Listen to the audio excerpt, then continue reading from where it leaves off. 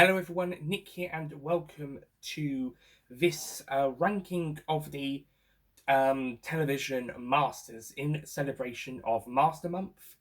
So what we will be doing in this video is I will be ranking the television masters from my least favourite to favourite. So the masters we will be looking at are Roger Delgado, Peter Pratt and Jeffrey Beavers. I'll be including these two together as they're the same master.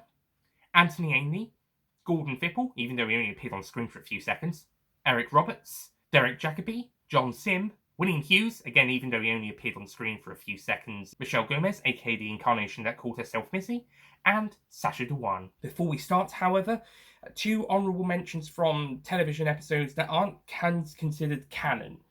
The first one is the Jonathan Pryce parody spoof master from The Curse of the Fatal Death.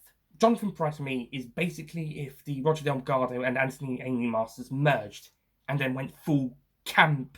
Maybe not the same camp as Eric Roberts' master, but certainly full-out camp.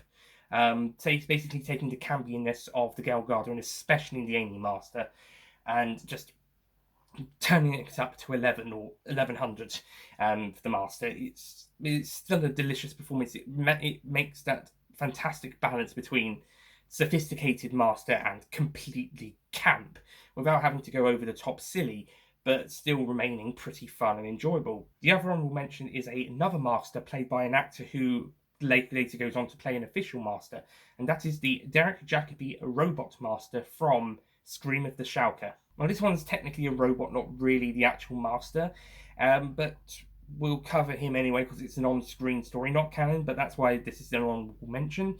Again, Derek Jacobi captures a lot from what the Roger Delgado and Anthony Ainley masters managed to capture in their performances with this master or robot version of the master, and I think he does a brilliant job with that. He doesn't get an awful lot of screen time in Scream the Shulker, but he's definitely one of the best elements of the story, and he has some brilliant lines, like when he's talking to the character Alison, he says, "I am the master and you will," and then the doctor comes in and he has to change his words and he says, "Come to like me once you get to know me." That was fantastic.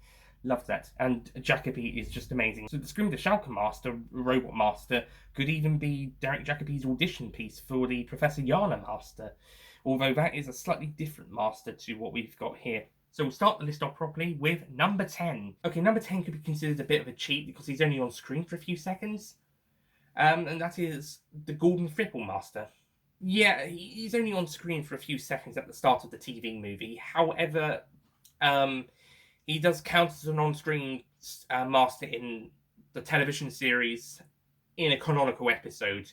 So I'm going to briefly mention him here. I have heard a voiceover that I think might have been by Gordon Fipple. That was an alternative version of the monologue at the start of the TV movie, but it was cut along with other scenes, and we just got the bit where he's standing in his pose ready to be exterminated by the Daleks. But for those few seconds on screen in that monologue, if that was him, he did a good job with what he got.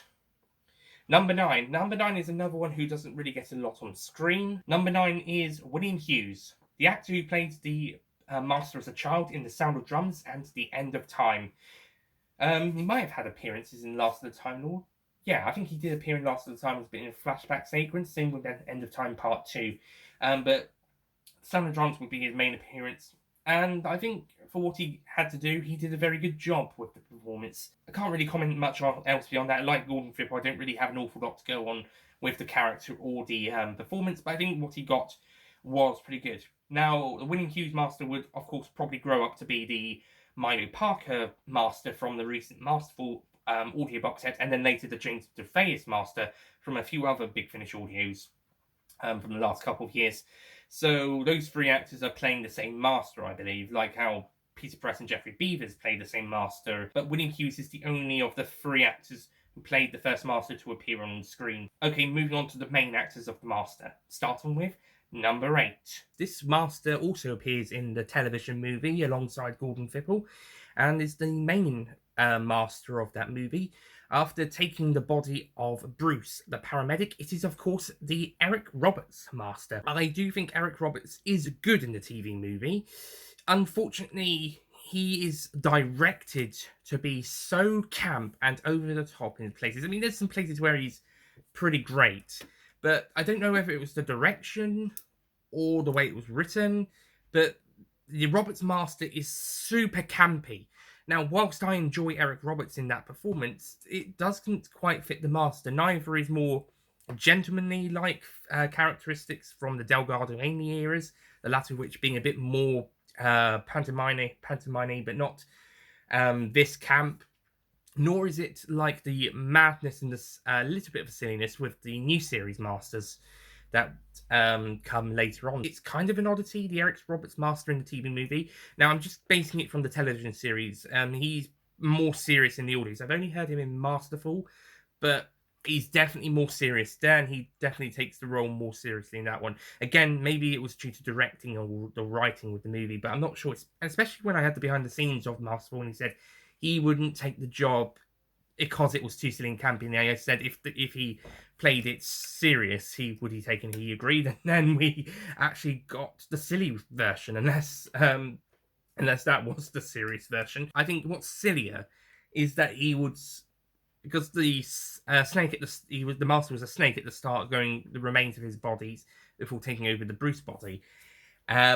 But then that body then spurts out goo to burns Grace Holloway's arm and turns these guards into statues. But that being said, the Roberts Master does present some really fun and enjoyable moments.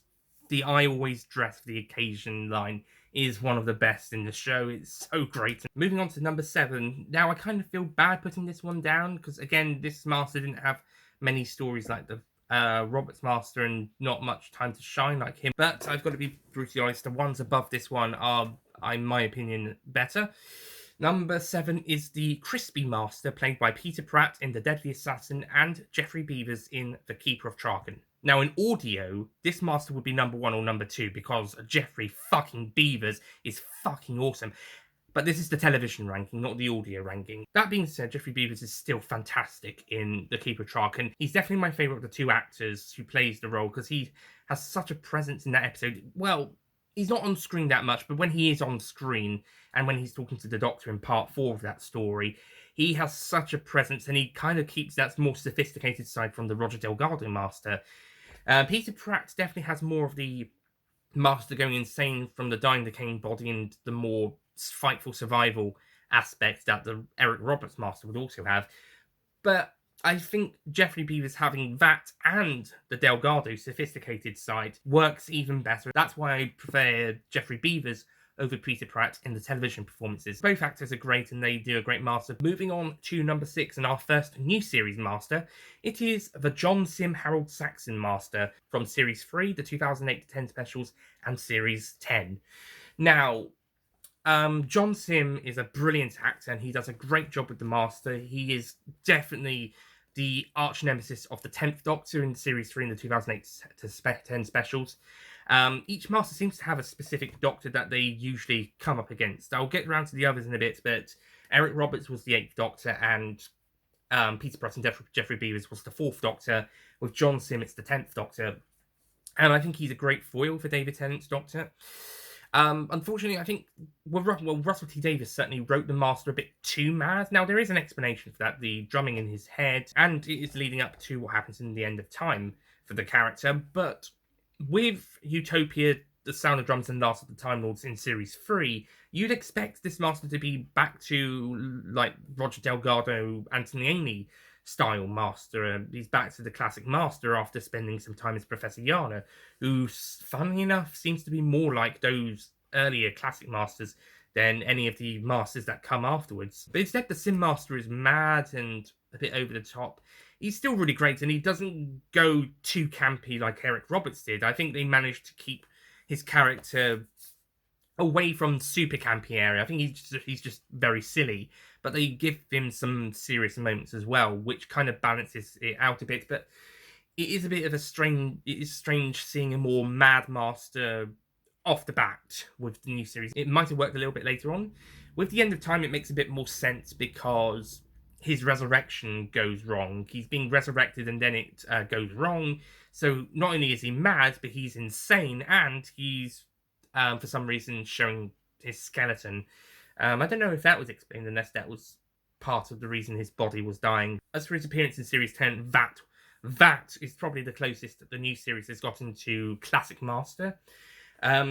He does an absolutely fantastic job, firstly disguising himself as Razor, and then revealing himself to his successor, Missy, and he's just absolutely brilliant. The Doctor Falls just has him at his absolute best, and it's just amazing. It's a shame that's his final appearance on screen for now, but it was definitely a fantastic way to go out on, and it was great to see him yet again. Number 5. This one might be seen as a bit of a controversial choice, that I put this Master above John Sim and the Peter Pratt, Jeffrey Beavers Master. And I know a lot of people love the Eric Roberts Master as well. I love the Eric Roberts Master just because it's so silly. But this Master, I think, this one is supposed to be silly, unlike the Roberts and Sim Masters. I think this one is supposed to be silly in their own little way. They're supposed to be bonkers and mad, whilst Roberts, they just went too campy, and Sim, I think they went silly too soon. Maybe if it made a bit more sense if it was just the end of time, but Series 3 as well. But number 5, I think, was the point was to have a bonkers Master. And this is also the first female Master, so there'll be controversy around that as well as the writing around her. Number 5 is, of course, the Michelle Gomez Master, or Missy. Right, so Missy in Series 8 isn't that amazing, although Michelle Gomez does a regular outstanding performance, but in Series 8 she wasn't that spectacular. But she was alright. She had a absolutely shit plan in Dark Water, Death in Heaven. I kid you not, it was awful. She wanted to build an army for the Doctor by having Cybermen use dead bodies, then putting the dead bodies into cybersuits and putting the souls into this Time Lord tech called Neversphere and creating 3W. It was an absolutely terrible plan with an absolutely terrible motivation. I have no idea why she wanted to do that. I know she wanted to have her friend back, but the way she did it was absolutely terrible. I think she's a little bit more enjoyable in Series 9 and Series 10, where we get to see more of the Master pop up, the old Master in the new Master roots.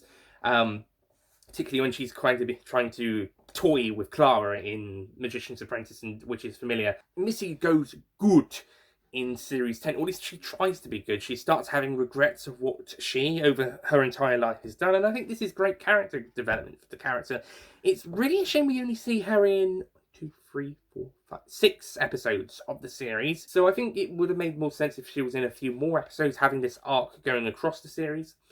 But that being said, I think it handled her story really well. The finale is amazing. These are 2 of the best episodes of the revived era, World Enough and Time and The Doctor Falls, when Missy essentially is being the Doctor for a few minutes, and then she teams up with her predecessor before then standing with the Doctor, but then has to kill her predecessor, and who then kills her.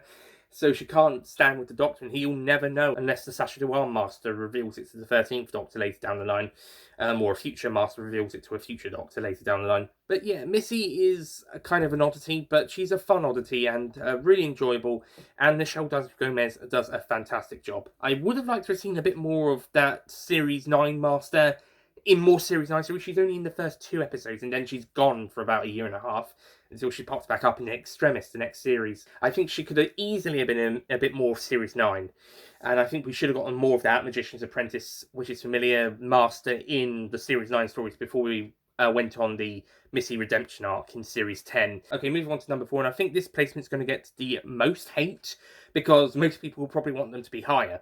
Number 4 is the Anthony Ainley Master from seasons 18 to 26. So this Master is probably the most iconic Master after Roger Delgado. He's also the longest serving. He pretty much did the entire JNT era, besides the first 5 serials of season 18.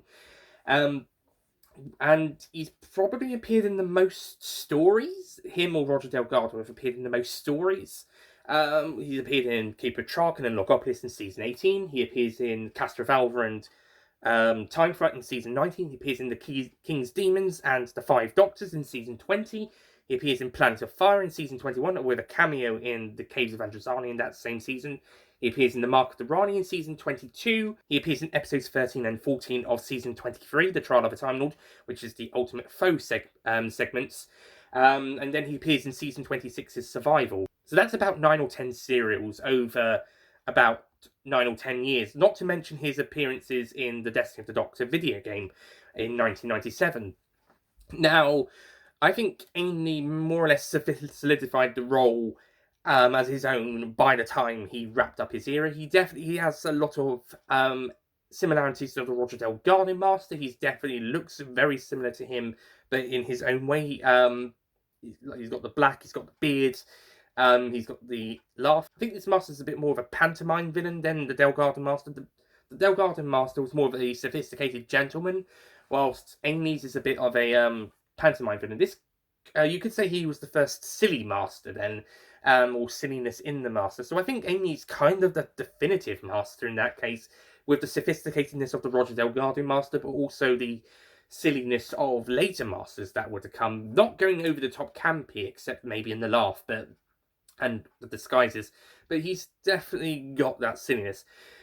He definitely likes to dress up and wear disguises more. Some of them are a bit questionable, like Time Flight, when he dresses up as this sort of strange genie, and the King's Demons, where he just dyes his hair ginger and grows a longer beard. That was probably his worst disguise. I also like him attempting to pull the strings of Chameleon, especially in Planet of Fire, where he's in an awkward situation, so he has to get Chameleon to do his bidding.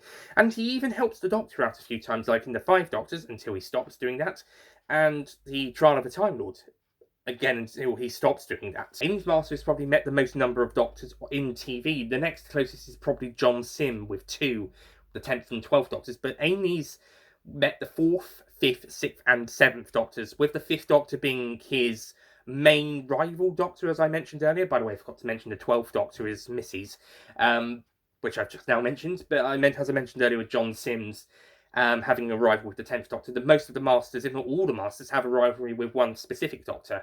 With Amy, because he has 4 Doctors, you've got to look at the one he has the most time with, and that's definitely the 5th Doctor. I've now just realised the Amy Masters also met the first 3 Doctors, so he's met at least 7 incarnations. Number 3. Now, this one might be considered a odd choice, and I might be jumping the gun a little bit, considering he's the latest Master, and we've only had 4 episodes over 2 serials, or 2 stories with him so far, but my god, Sasha Dewan is awesome. So number 3 is the Sasha Dewan Master, aka the Spy Master. Oh, I love that. To me, Sasha Dewan is just absolutely fantastic. Yeah, he can be considered a John Sim clone or rip-off by some people, but at other points, certainly in Spyfall at least, he's got that kind of classic Master vibe with the John Sim, Michelle Gomez, silly and bananas Master's personality. And I think with the whole stuff about him finding out about the Timeless Child, that helps to the reason why this Master is so mad. And I think that's what works about the Dewan Master, is that because he's, not only is he mad, but he's actually pained by knowledge he's learned. He's found some knowledge that physically and mentally hurts him.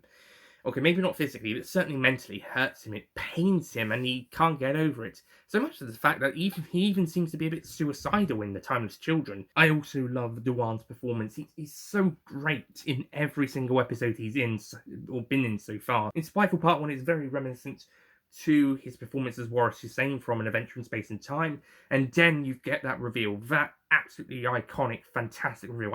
I say iconic, he's only been, at time recording it's January the 9th, 2021, so it's only been a year and 8 days since Spyfall Part 1 aired, but my goodness, what a fantastic reveal. I think it's the second best Master reveal, after one of the Masters who will be popping up later on this list. And I think it was absolutely fantastic. Then we get to see a bit more of that kind of mad Master, but with a mix of the classic series Master in Spyfall Part 2. And I think that's Dewan's best episode, and that's his Master's best episode. Spyfall Part 2 just absolutely does the Master amazingly. And whilst the character does have very similarities to John Sims, I still think Dewan manages to pull it off spectacularly, and he does a great job with the character. So I'm looking forward quite a lot to further Sasha Dewan Master. Hopefully we're going to get more of him. We can't just say he's been introduced and now we're getting rid of him so soon. Hopefully he's going to pop up in Series 13. Hopefully he's going to pop up a bit more in the Chibnall era. I would love him to be popping up a few more times in the next couple of series. In the meantime, the Dewan's Master's main rivalry is with the 13th Doctor. However, this could all change if he meets the 14th Doctor and they have more appearances with each other. If he does meet the 14th Doctor, it depends which Doctor he has more involvement with. That would be then his main rivalry, like how Amy was mainly involved with the 5th Doctor and Sim with the 10th Doctor. Whether he meets the 14th Doctor or not, I hope to at least see Sasha Dewan one or two more times in the 13th Doctor's era. Number 2, the Master with the best reveal and the best new series Master, and he only got 5 minutes to play this Master, but damn! Derek Jacobi is awesome. Number 2 is the Derek Jacobi Yana/War Master, although technically he's only known as the War Master in audio, but it's the same incarnation. Derek Jacobi as the Master was perfect. Unfortunately, he only got 5 minutes. That's the only downside. He only got 5 minutes to play the role. But in that time, he also played Professor Yana, who was amazing. He was absolutely amazing as Professor Yana, and the disguise, it wasn't even a proper disguise. He just took his memories away, and Professor Yana was a complete new creation.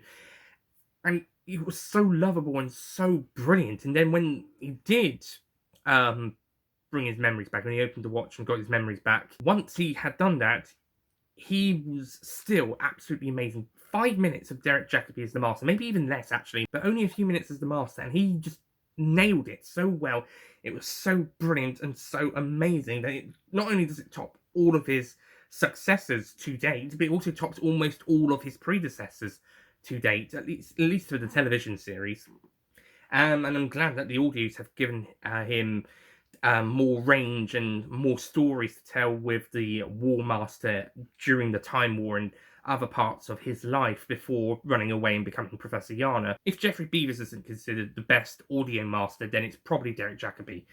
Actually, it's almost definitely going to be Derek Jacobi who is. As for the television series, he is super close to being number 1, but unfortunately, the cat time kind of diminishes that number 1 spot, that golden spot. However, Derek Jacobi is absolutely fantastic as the Master. So that brings us to number 1. Who is the best on-screen television Master in Doctor Who? Well, in my opinion, it's the greatest Master of all time. As great as Derek Jacobi and Geoffrey Beevers are in the audios, if I was to do one whole massive ranking of every single incarnation of the Master, they'd still only come second and or third on the list, because my number 1 television Master is the number 1 Master full stop, in my opinion. And that is, of course, the original. No, not James DeFeus.